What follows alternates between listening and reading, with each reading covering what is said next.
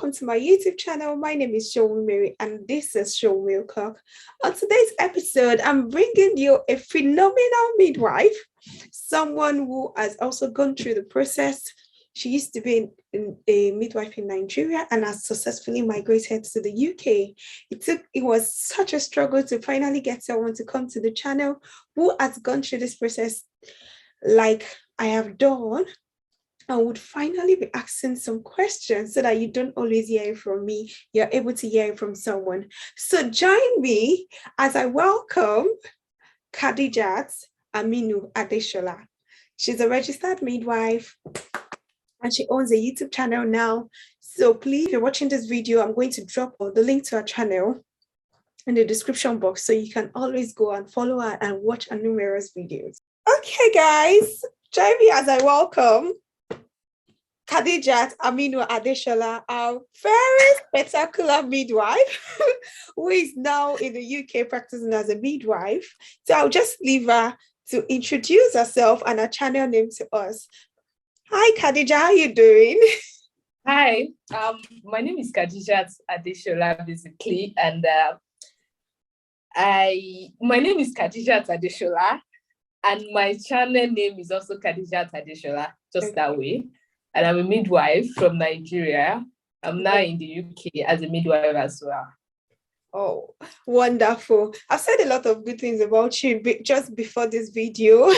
And, you know, it's been a lot trying to be the only one coming out, talking to people. And as she goes to the UK and, you know, we've known each other from when we were in school. You know, she's passionate, hardworking, and I'm like, okay, she also has a channel. Let me bring her in to come and talk to us about our journey to the UK. So what are you going to say? Like, how would you say the journey was trying to migrate to the UK, and how long did it take you to like complete the whole process? Well, let me say nothing is easy, basically, except what, you know, what God make easy for you. So nothing is easy. The whole process, it took me like roughly 1 year before I get to the UK, because I finished I wrote my IELTS in April, and April 2021, and I got job in November 2021, and I didn't get to the UK until May this year.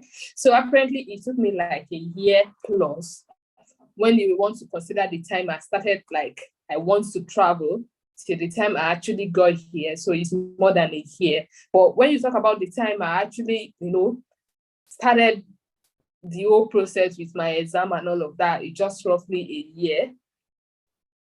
And the whole process, I think what makes it longer or shorter is when you get things right. You know, there are some things I was getting wrong. So it might not take that long for some other people if they get those things right at the first place. So the first thing is that I was so lucky to get my exam once. Like I wrote my IELTS, I got it once, and my CBT as well.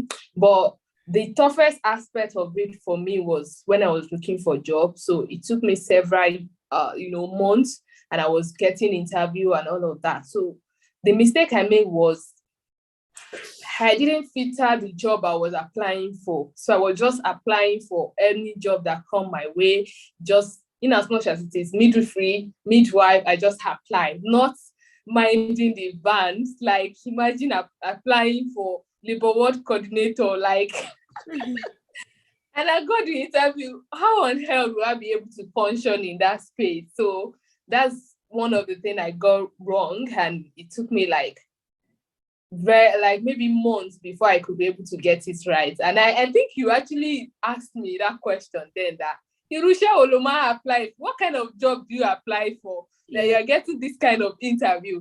It was then I was like, I just apply, and she was like, okay, go to the track job, check this place, then you'll be able to filter the job to band 5.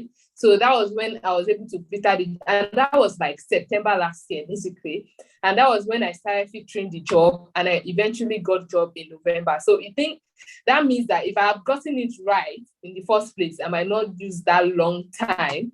Okay. So, like other people will be saying that, are we sure they're employing midwives and all of that? Have people said that to you, that I don't think it's possible to get the midwifery job at this point in time? Yes. They're about giving up. What do you want to say about that? Yes, yes. A lot of people say that. Lots of people, even from Nigeria, they say that. Even like some nurses that have successfully migrated to the UK, when you tell them about your process, they'll be like, no, you're midwife, you're this, you're that. So there's always lots of discouragement from midwife, even right from when we started midwifery basic in school in Nigeria. So there has always been like, Stereotype. discrimination. Let me say discrimination. You study midwifery, this and that, this and that. But one thing about when I got to this UK is the fact that when I realized how important midwives are in the healthcare system in the UK, then I was like, wow, I am in the right place now. So basically, people say that, but the truth is that they employ midwife before they don't employ overseas trained midwife in the UK. But like 2018, they started employing overseas trained midwife because they found out that this is 2018, 2019, not quite long, basically. So they found out that their own midwife cannot, they are being short-staffed. They cannot cover the work of the midwife, the work that is expected of them here, like they are short-staffed. So they needed to find solution to that problem, and they started taking overseas trained midwife. And the process just has the overseas trained nurses as well. Okay. So one of the reasons why I brought her to this channel was that she got about 11 interviews, like 11 interviews. So basically, when I was applying for my own job, I only got 2 interviews, and the first one was a band 6 job, which I'm not too well qualified for that job as a then, which I've shared in my previous video. And the second job was the actual band 5 job that I got, and that is the job I'm actually in. But our mother, yeah, got about 11 jobs. And what really pulled me to like bringing her here was because in a YouTube video, I'm going to link the video in our description, in the description box below, and also you can just click on it. I'm just going to add it to somewhere here so that you can watch the video. As supporting information got her 11 job interviews. So I'm going to be asking her, what are the greatest tips you're going to give people here about supporting information that would, because sometimes it just looks like people are in the midst of nowhere. They've been applying to jobs, not getting jobs. What's happening? So what can you say about supporting information that is also going to help them? And what word of encouragement do you have for people that are planning to migrate, midwives that are planning to migrate to the UK? Okay, so that's interesting. For midwives that are trying to migrate to the UK, of course, I understand that you are applying for job through the track job, the NHS, and all of that. So if you are using those sites, the most important aspect of your application is the supporting information, as you rightly said.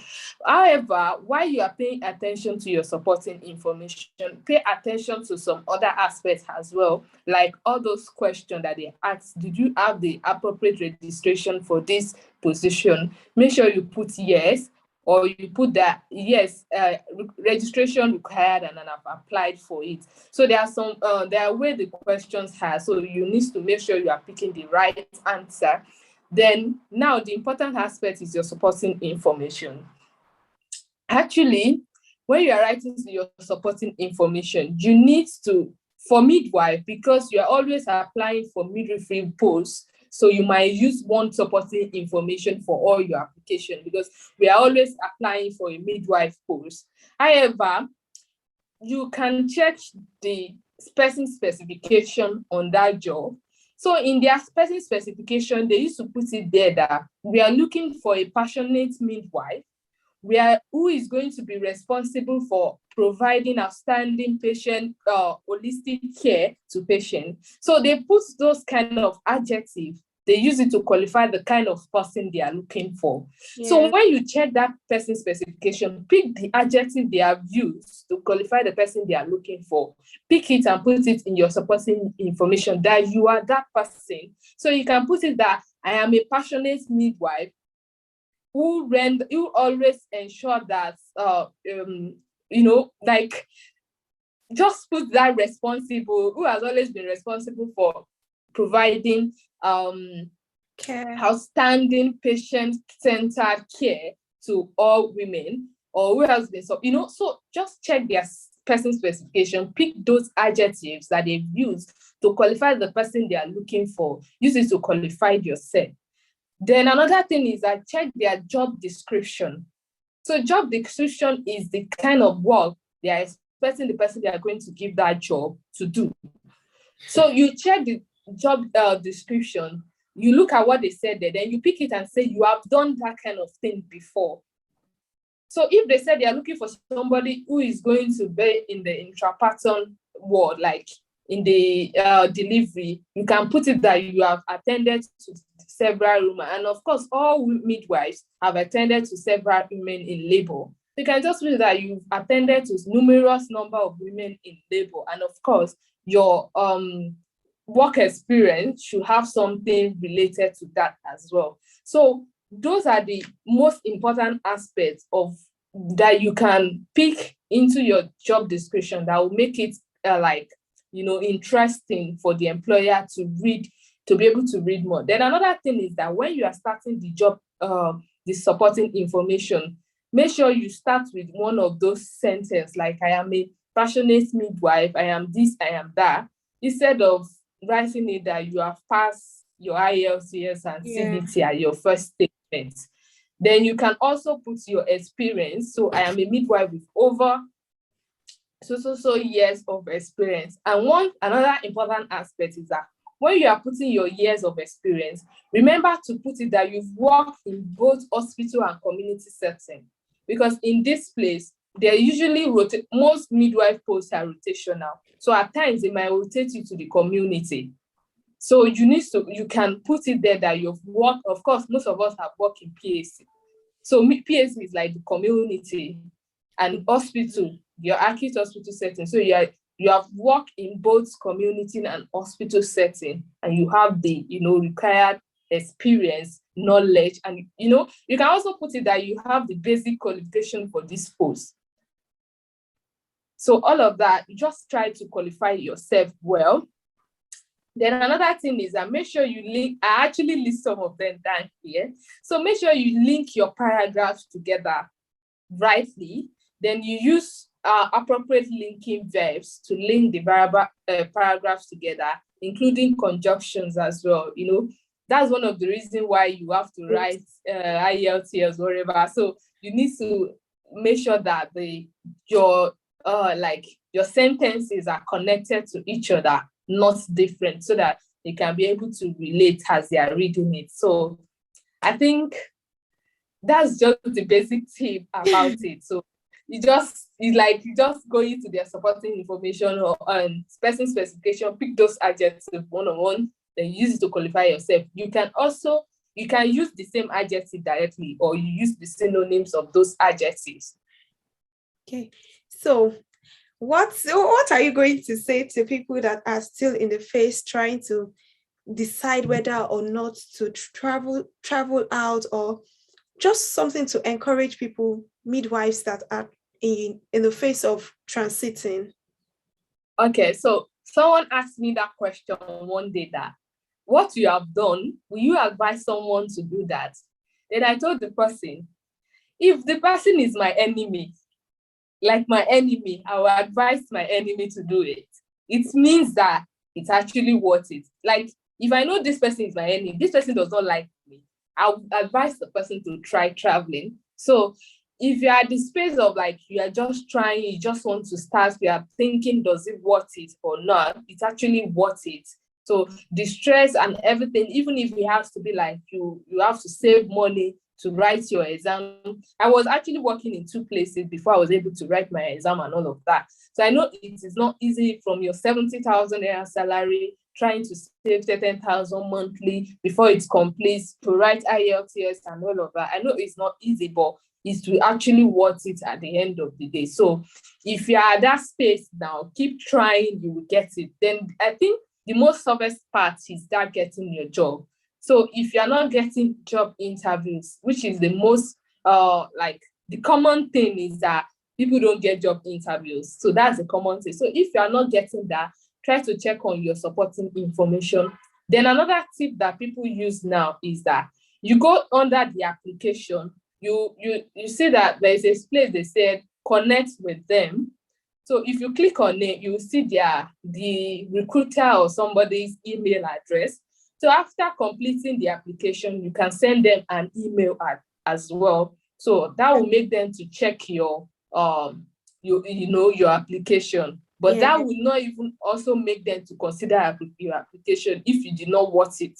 So that's just like an extra effort. So that will make them check your application. Then if it is fine, they're going to call you for interview.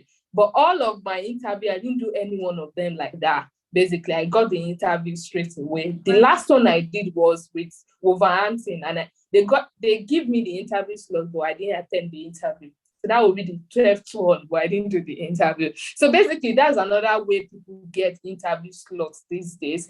And if you are still there, you're still looking for a job, try as much as possible to apply for all job vacancy posted by Wolverhampton's Hospital NHS Trust Foundation. So they actually employ, because they are employing for 4 hospitals in the UK.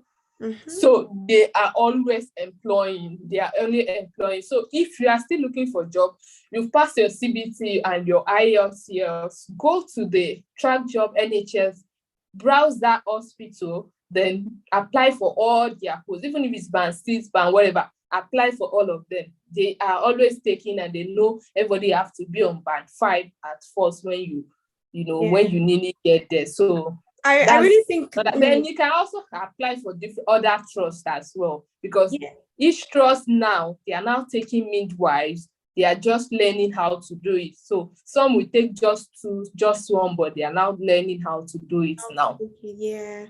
I think I've made a video where I listed about 15 trusts that's currently recruiting people from the abroad. So if you're just coming across this video, you can also check the video. I would also link it in the description box below. And please make sure to go to our channel. Watch out for different content. Like, she's really doing well. Yes.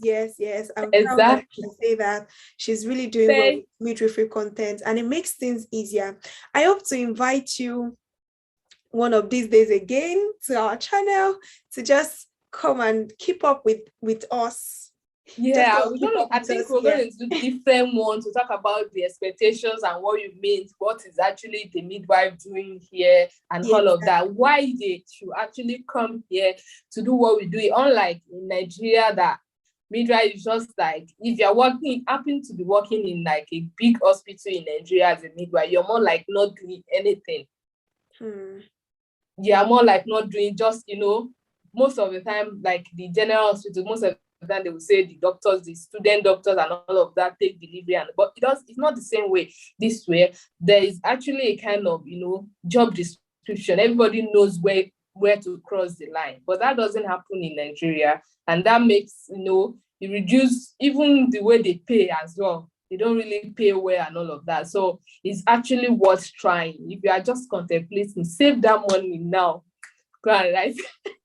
Yes, so write your exams. Write your exams and all the best, yeah? All right. Okay. Thank you so much.